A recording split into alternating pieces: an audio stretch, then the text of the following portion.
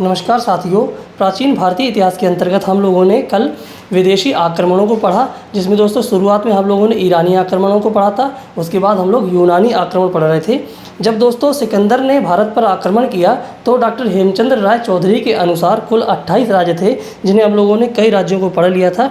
जैसे दोस्तों अश्वक राज्य था, वहाँ पर दोस्तों पुरुष की हत्या के बाद दोस्तों वहाँ पे महिलाओं ने भी संघर्ष किया था। और दोस्तों अगासलोई जाति के अनुसार दोस्तों वहाँ पर सिकंदर के सामने आत्मसमर्पण करने की बजाय वे आग में कूद गए थे।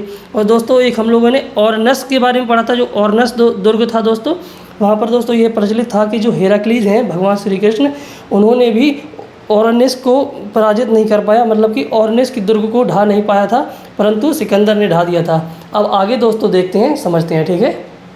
जो पंजाब का कठाई गणराज्य, जिसकी राजधानी संगल थी, जिन्होंने युद्ध के समय राजधानी के चारों ओर रथों का घेरा बनाया, लेकिन अंत में सिकंदर ने इन्हें भी दोस्तों पोरस की सहायता से परास्त किया था। पंजाब का कठाई गणराज्य, ठीक है, इसे सिकंदर ने पोरस की सहायता से परास्त किया था। कठों ने ही यूनानियों को जहाजी रसोई, घर एवं परिवहन नौकाएं प्रदान की थीं। सिकंदर के इतिहासकार भारत में कठ जाति में सती प्रथा के बारे में बताते हैं। दोस्तों जो पंजाब में कठ थी दोस्तों, कठ गणराज्य था, तो सिकंदर के जो इतिहासकार हैं वे बताते हैं कि कठ गणराज्य में सती प्रथा का उल्लेख, मतलब सती प्रथा प्रचलित थी, ठीक है। सिकंदर 19 माह तक भारत में रहा था। सिकंदर दोस्तों कुल 19 माह तक भारत में रहा था। सिंधु नदी के पश्चिम प्रदेशों में निकोबार को छत्रप नियुक्त किया। निकोबार दोस्तों एक सेनापति था सिकंदर का, उसने दोस्तों सिंधु नदी के जो पश्चिम प्रदेश थे, उसने सिकंदर ने निकोबार को यहाँ का छत्रप नियुक्त किया था। एरियन के अनुसार, एरियन एक इतिहासकार हैं, एरियन के अनुसार भारतीय युद्ध कला में अन्य तत्कालीन जनों से श्रेष्ठ थे। यानी कि एरियन कहते हैं कि जो भारतीय थे वह युद्ध कला में सबसे अधिक शक्तिशाली और अच्छे माने जाते थे, ठीक है। प्लूटार्क के अनुसार यदि सिकंदर का आक्रमण ना होता तो बड़े बड़े नगर ना बन पाते। प्लूटार्क कहते हैं कि यदि सिकंदर का आक्रमण भारत में ना होता तो बड़े बड़े नगरों की स्थापना भी ना हो पाती। निर्याकस जल सेनापति था। जो निर्याकस था यह जल सेनापति था। अरिस्टोबुलस ने सिकंदर के युद्धों का इतिहास लिखा है। जितने भी सिकंदर ने दोस्तों युद्ध किए थे वो दोस्तों अरिस्टोबुलस के द्वारा लिखे गए हैं, ठीक है। 323 ईसा पूर्व में बेबीलोन में सिकंदर का मस्तिष्क ज्वर के कारण निधन हो गया था। 323 ईसा पूर्व में बेबीलोन में सिकंदर का मस्तिष्क ज्वर के कारण निधन हो गया था। देखिए दोस्तों, जैसे अरिस्टोबुलस है, इसने दोस्तों सिकंदर के जो युद्ध हुए थे उनका इतिहास लिखा है। और ऐसे ही आने स्क्रीटस ने सिकंदर की जीवनी लिखी है, ठीक है। आने स्क्रीटस को सिकंदर का जीवनी का लेखक कहा जाता है, आने स्क्रीटस।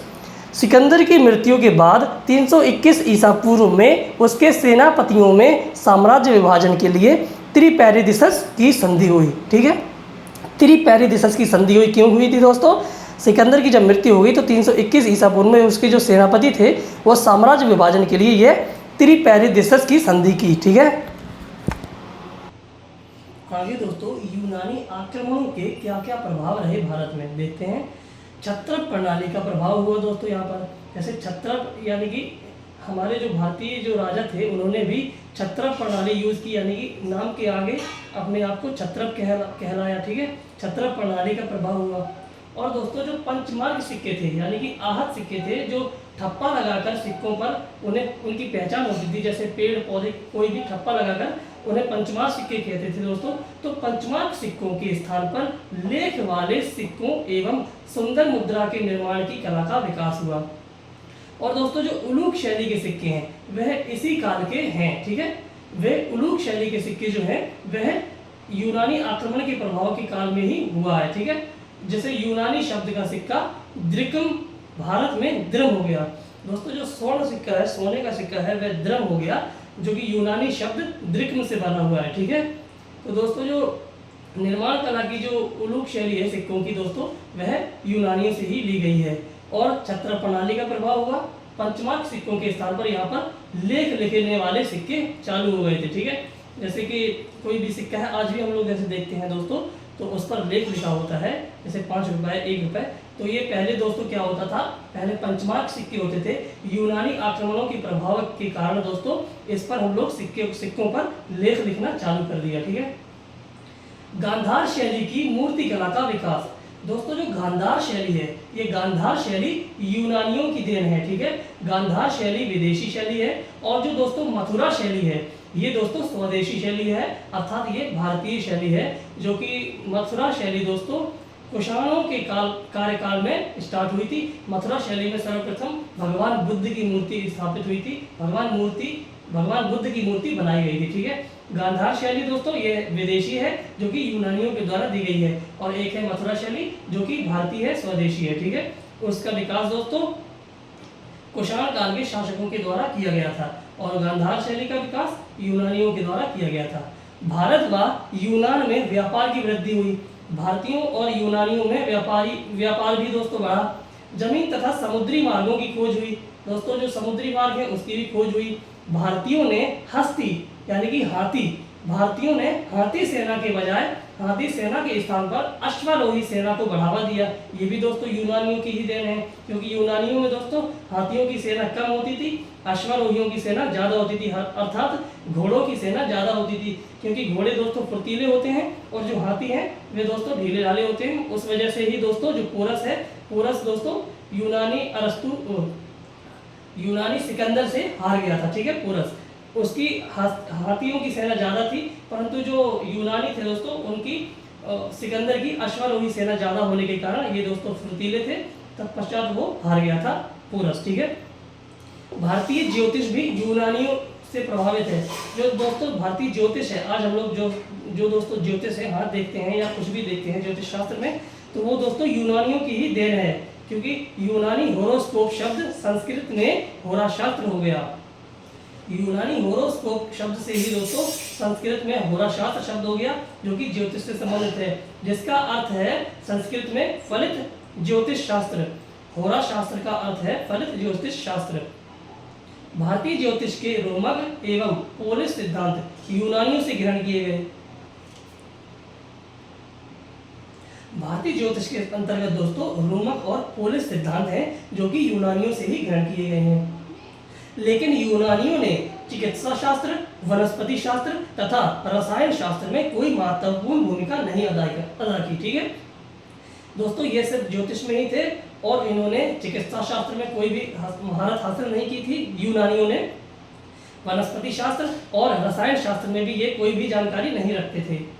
भारतीय रंगमंच पर जो दोस्तों यवनिका शब्द है, जो यवनिका शब्द है, इसका प्रयोग यूनानियों का प्रभाव है दोस्तों। यद्यपि यूनानी नाटक है वह अंत में दुखांत प्रकट करते थे दोस्तों।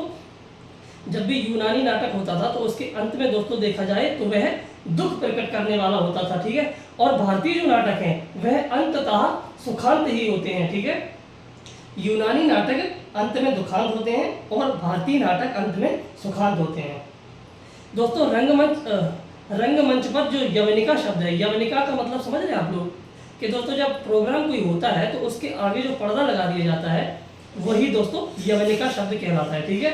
उसको हटाना यवनिका है। ठीक है। पर्दा जो है वह यवनिका शब्द से ही लिया गया है। आगे दोस्तों यूनानी आक्रमण का सर्वाधिक जो प्रभाव है वह आर्थिक स्तर पर पड़ा था। ठीक है। यूनानी आक्रमण का आर्थिक स्तर पर सर्वाधिक प्रभाव पड़ा। भारतीय स्रोतों में सिकंदर के आक्रमण का कोई उल्लेख नहीं है। दोस्तों जो भारतीय स्रोत हैं, जैसे भारतीय राइटरों के द्वारा लिखे गए ग्रंथ हैं, और दोस्तों जो कोई भी स्रोत ले लें दोस्तों, उसमें दोस्तों सिकंदर के आक्रमण का कोई भी उल्लेख नहीं मिलता है। ठीक है। सिकंदर के आक्रमण का कोई भी उल्लेख नहीं मिलता है भारतीय स्रोतों के अनुसार। ठीक है। ये सारे के सारे दोस्तों यूनानी स्रोत ही थे जिन्होंने बताया कि सिकंदर ने 326 ईसा पूर्व में आक्रमण किया था। ठीक है दोस्तों, यहाँ पर रोमन संपर्क भी स्थापित हुआ था। कब? 2728 ईस्वी में रोमन सम्राट अगस्टस और 110-120 ईस्वी में रोमन सम्राट ट्राजन के दरबार में भारत के राजदूत भेजे गए थे। ठीक है। अब दोस्तों जो यूनानियों के द्वारा इन 5 नदियों को नाम दिए गए हैं, कौन कौन से हैं देख लीजिए। ये दोस्तों भारतीय नाम है नदियों के, और ये यूनानियों के द्वारा दिए गया नाम है। ठीक है।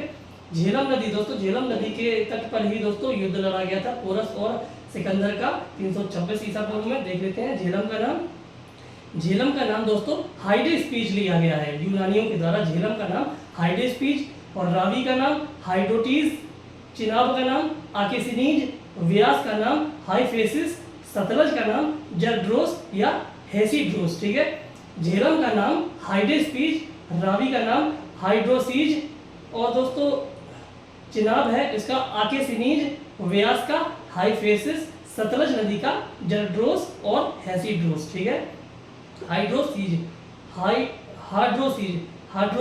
हाइड्रोटीज है दोस्तों। रावी का नाम हाइड्रोटीज। ठीक है, रावी का नाम हाइड्रोटीज। ठीक है, अब दोस्तों हम लोग आगे पढ़ेंगे मौर्य साम्राज्य को, जो कि 322 ईसा पूर्व से 185 ईसा पूर्व तक रहा दोस्तों।